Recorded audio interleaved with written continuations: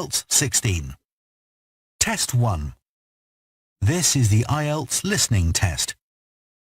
The test is in 4 parts. At the end of the test, you will be given 10 minutes to transfer your answers to the answer sheet. Part 1. You will hear a man phoning to find out about some children's engineering workshops. First, you have some time to look at questions 1 to 3.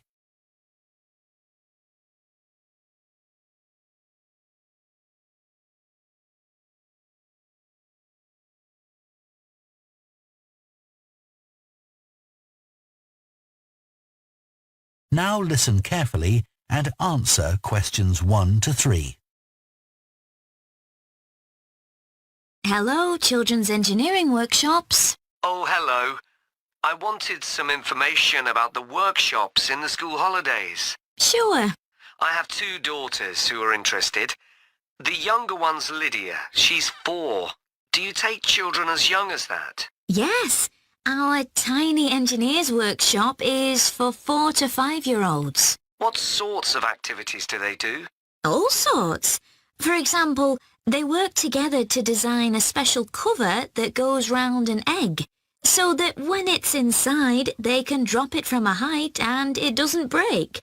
Well, sometimes it does break, but that's part of the fun. Right. And Lydia loves building things. Is there any opportunity for her to do that? Well, they have a competition to see who can make the highest tower.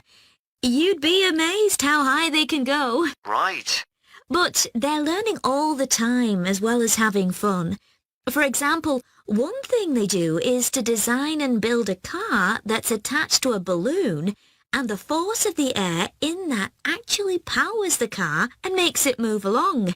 They go really fast too. Okay, well, all this sounds perfect. Before you hear the rest of the conversation, you have some time to look at questions 4 to 10.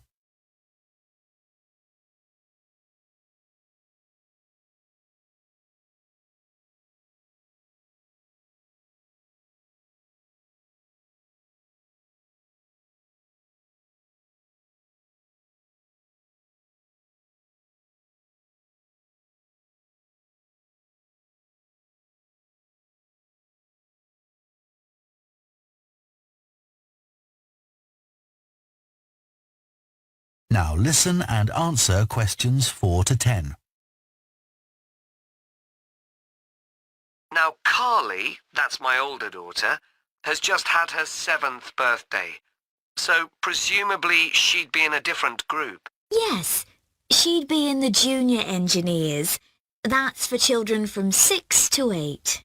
And do they do the same sorts of activities? Some are the same, but a bit more advanced.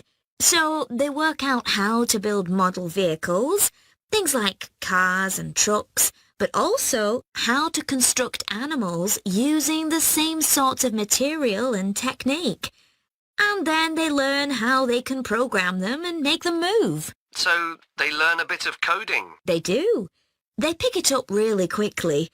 We're there to help if they need it, but they learn from one another too. Right. And do they have competitions too? Yes. With the junior engineers, it's to use recycled materials like card and wood to build a bridge. And the longest one gets a prize. That sounds fun. I wouldn't mind doing that myself. Then they have something a bit different, which is to think up an idea for a 5-minute movie and then film it using special animation software. You'd be amazed what they come up with. And of course, that's something they can put on their phone and take home to show all their friends. Exactly. And then they also build a robot in the shape of a human, and they decorate it and program it so that it can move its arms and legs. Perfect. So, is it the same price as the tiny engineers?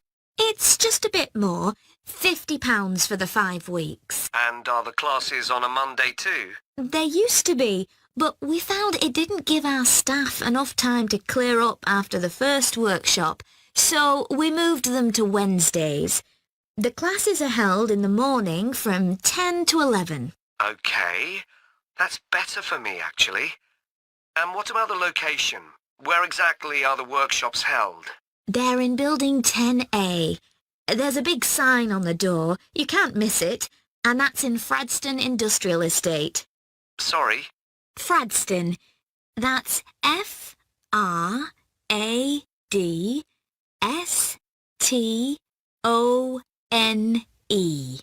And that's in Grassford, isn't it? Yes, up past the station. And will I have any parking problems there? No, there's always plenty available. So, would you like to enroll Lydia and Carly now? OK. So, can I have your full name and... That is the end of Part 1. You now have half a minute to check your answers to Part 1.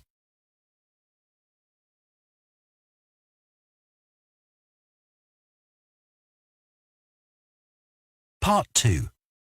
You will hear the managing director of a company called Stevenson's welcoming a group of work experience students.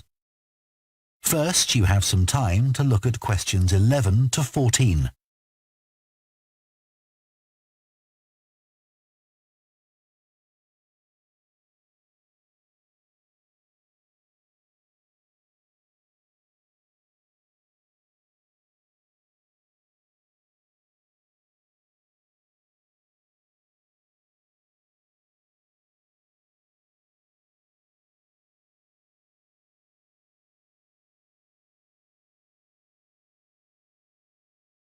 Now listen carefully and answer questions 11 to 14. Good morning everyone and welcome to Stevenson's, one of the country's major manufacturers of metal goods. Thank you for choosing us for your 2 weeks of work experience. My name is Julia Simmons and since the beginning of this year I've been the managing director. Stevenson's is quite an old company. Like me, the founder, Ronald Stevenson, went into the steel industry when he left school. That was in 1923. He set up this company when he finished his apprenticeship in 1926, although he actually started making plans 2 years earlier in 1924. He was a very determined young man. Stevenson's long-term plan was to manufacture components for the machine tools industry, although in fact that never came about, and for the automotive industry, that is cars and lorries. However, there was a delay of 5 years before that happened, because shortly before the company went into production, Stevenson was given the opportunity to make goods for hospitals and other players in the healthcare industry. So that's what we did for the first 5 years. Over the years, we've expanded the premises considerably. We were lucky that the site is big enough, so moving to a new location has never been necessary. However, the layout is far from ideal for modern machinery and production methods, so we intend to carry out major refurbishment of this site over the next 5 years. I'd better give you some idea of what you'll be doing during your 2 weeks with us, so you know what to expect. Most mornings you'll have a presentation from one of the managers to learn about their department, starting this morning with research and development.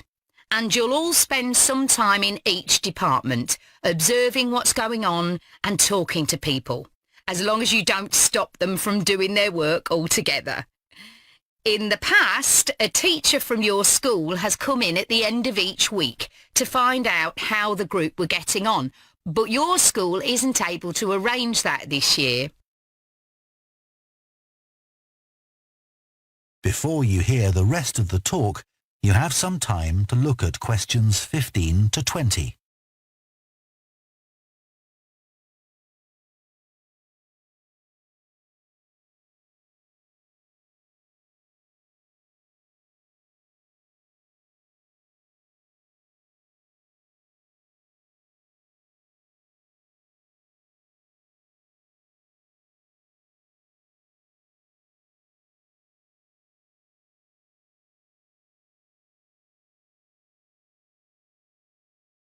Now listen and answer questions 15 to 20. OK, now I'll briefly help you to orientate yourselves around the site. As you can see, we're in the reception area, which we try to make attractive and welcoming to visitors. There's a corridor running left from here, and if you go along that, the door facing you at the end is the entrance to the coffee room. This looks out onto the main road on one side and some trees on the other, and that'll be where you meet each morning. The factory is the very big room on the far side of the site. Next to it is the warehouse, which can be accessed by lorries going up the road to the turning area at the end. You can get to the warehouse by crossing to the far side of the courtyard, and then the door is on your right. Somewhere you'll be keen to find is the staff canteen. This is right next to reception. I can confidently say that the food's very good, but the view isn't. The windows on one side look onto a corridor and courtyard, which aren't very attractive at all, and on the other onto the access road, which isn't much better. You'll be using the meeting room quite often, and you'll find it by walking along the corridor to the left of the courtyard and continuing along it to the end. The meeting room is the last one on the right, and I'm afraid there's no natural daylight in the room. Then you'll need to know where some of the offices are. The Human Resources Department is at the front of this building, so you head to the left along the corridor from reception, and it's the second room you come to. It looks out onto the main road. And finally, the boardroom, where you'll be meeting sometimes. That has quite a pleasant view, as it looks out onto the trees. Go along the corridor past the courtyard, right to the end. The boardroom is on the left, next to the factory. OK, now, are there any questions before we move? That is the end of part 2. You now have half a minute to check your answers to part 2.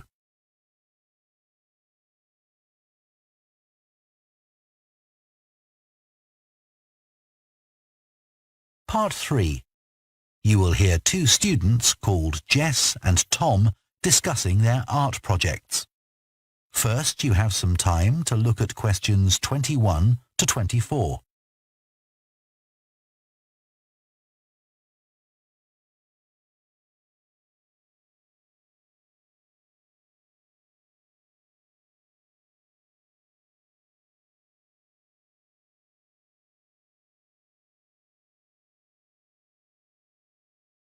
Now listen carefully and answer questions 21 to 24. How are you getting on with your art project, Tom? Okay. They gave us the theme of birds to base our project on, and I'm not really all that interested in wildlife, but I'm starting to get into it. I've pretty well finished the introductory stage. So have I. When they gave us all those handouts with details of books and websites to look at, I was really put off. But the more I read, the more interested I got. Me too. I found I could research so many different aspects of birds in art. Colour, movement, texture. So I was looking forward to the bird park visit. What a letdown. It poured with rain and we hardly saw a single bird. Much less use than the trip to the Natural History Museum. Yeah. I liked all the stuff about evolution there. The workshop sessions with Dr. Fletcher were good too, especially the brainstorming sessions. I missed those because I was ill. I wish we could have seen the projects last year's students did. I suppose they want us to do our own thing, not copy. Have you drafted your proposal yet? Yes, but I haven't handed it in. I need to amend some parts. I've realised the notes from my research are almost all just descriptions. I haven't actually evaluated anything, so I'll have to fix that. Oh, I didn't know we had to do that. I'll have to look at that too. Did you do a timeline for the project? Yes, and a mind map. Yeah, so did I. I quite enjoyed that, but it was hard having to explain the basis for my decisions in my action plan. What? You know, give a rationale. I didn't realise we had to do that. OK, I can add it now. And I've done the video diary presentation and worked out what I want my outcome to be in the project. Someone told me it's best not to be too precise about your actual outcome at this stage, so you have more scope to explore your ideas later on. So I'm going to go back to my proposal to make it a bit more vague. Really? OK, I'll change that too then. Before you hear the rest of the discussion, you have some time to look at questions 25 to 30.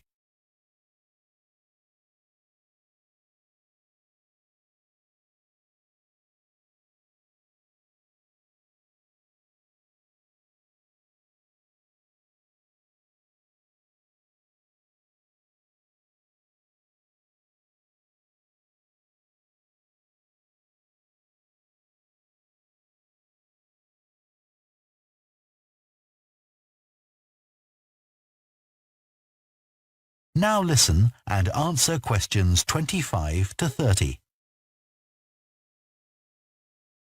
One part of the project I'm unsure about is where we choose some paintings of birds and say what they mean to us. Like, I chose a painting of a falcon by Landseer. I like it because the bird's standing there with his head turned to one side, but he seems to be staring straight at you. But I can't just say it's a bit scary, can I? You could talk about the possible danger suggested by the bird's look. Oh, OK. There's a picture of a fishhawk by Audubon I like. It's swooping over the water with a fish in its talons and with great black wings which take up most of the picture. So you could discuss it in relation to predators and food chains? Well, actually, I think I'll concentrate on the impression of rapid motion it gives. Right. Do you know that picture of a kingfisher by Van Gogh? It's perching on a reed growing near a stream. Yes, it's got these beautiful blue and red and black shades. I've actually chosen it because I saw a real kingfisher once when I was little. I was out walking with my grandfather and I've never forgotten it. Oh, so we can use a personal link? Sure. OK. There's a portrait called William Wells. I can't remember the artist, but it's a middle-aged man who's just shot a bird. And his expression and the way he's holding the bird in his hand suggests he's not sure about what he's done. To me, it's about how ambiguous people are in the way they exploit the natural world. Interesting. There's Gauguin's picture, Vira Mati. He did it in Tahiti. It's a woman with a white bird behind her that is eating a lizard. And what I'm interested in is what idea this bird refers to. Apparently, it's a reference to the never-ending cycle of existence. Wow. I chose a portrait of a little boy, Giovanni de' Medici. He's holding a tiny bird in one fist. I like the way he's holding it carefully so he doesn't hurt it. Oh, right. That is the end of part 3. You now have half a minute to check your answers to part 3.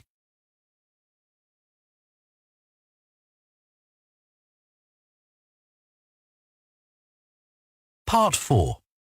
You will hear a professor of philosophy giving a talk on the ancient philosophy of Stoicism. First, you have some time to look at questions 31 to 40.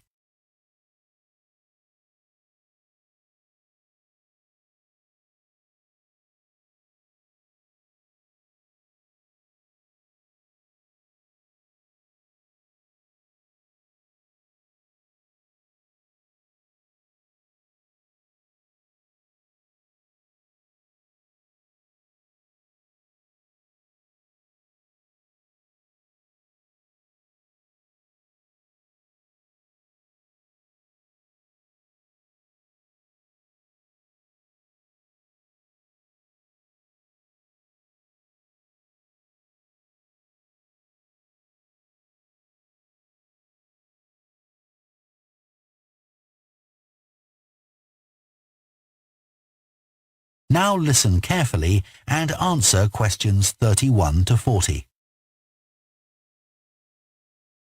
Ancient philosophy is not just about talking or lecturing or even reading long, dense books. In fact, it is something people have used throughout history to solve their problems and to achieve their greatest triumphs. Specifically, I am referring to Stoicism, which in my opinion is the most practical of all philosophies and therefore the most appealing. Stoicism was founded in ancient Greece by Zeno of Citium in the early 3rd century BC, but was practiced by the likes of Epictetus, Cato, Seneca, and Marcus Aurelius. Amazingly, we still have access to these ideas, despite the fact that the most famous Stoics never wrote anything down for publication. Cato definitely didn't. Marcus Aurelius never intended his meditations to be anything but personal.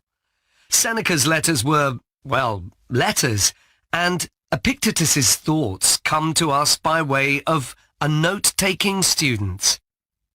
Stoic principles were based on the idea that its followers could have an unshakable happiness in this life, and the key to achieving this was virtue.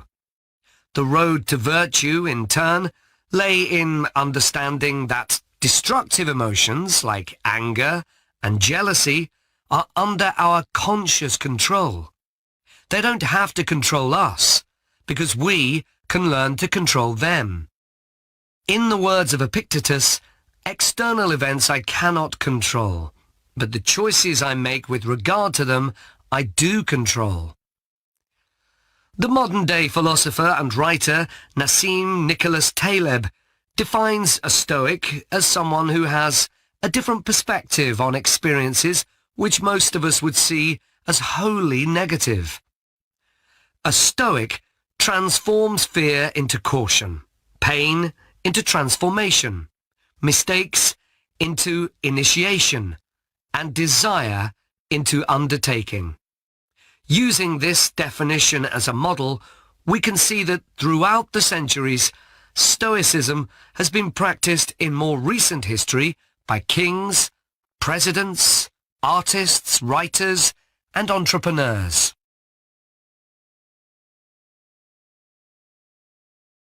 The founding fathers of the United States were inspired by the philosophy. George Washington was introduced to Stoicism by his neighbours at age 17, and later put on a play based on the life of Cato to inspire his men. Thomas Jefferson kept a copy of Seneca beside his bed. Writers and artists have also been inspired by the Stoics. Eugene Delacroix, the renowned French Romantic artist, known best for his painting Liberty Leading the People, was an ardent Stoic, referring to it as his consoling religion. The economist Adam Smith's theories on capitalism were significantly influenced by the Stoicism that he studied as a schoolboy, under a teacher who had translated Marcus Aurelius's works. Today's political leaders are no different, with many finding their inspiration from the ancient texts. Former US President Bill Clinton rereads Marcus Aurelius every single year, and many have compared former President Obama's calm leadership style to that of Cato. Wen Jiabao, the former Prime Minister of China, claims that Meditations is one of 2 books he travels with, and that he has read it more than 100 times over the course of his life. Stoicism had a profound influence on Albert Ellis, who invented cognitive behavior therapy, which is used to help people manage their problems by changing the way that they think and behave. It's most commonly used to treat depression. The idea is that we can take control of our lives by challenging the irrational beliefs that create our faulty thinking, symptoms, and behaviors by using logic instead. Stoicism has also become popular in the world of business. Stoic principles can build the resilience and state of mind required to overcome setbacks, because Stoics teach turning obstacles into opportunity, a lesson every business entrepreneur needs to learn. I would argue that studying Stoicism is as relevant today as it was 2,000 years ago, thanks to its brilliant insights into how to lead a good life. At the very root of the thinking, there is a very simple way of living. Control what you can and accept what you can't. This is not as easy as it sounds and will require considerable practice. It can take a lifetime to master. The Stoics also believed the most important foundation for a good and happy life is not money, fame, power or pleasure, but having a disciplined and principled character, something which seems to resonate with many people today. That is the end of Part 4. You now have 1 minute to check your answers to Part 4.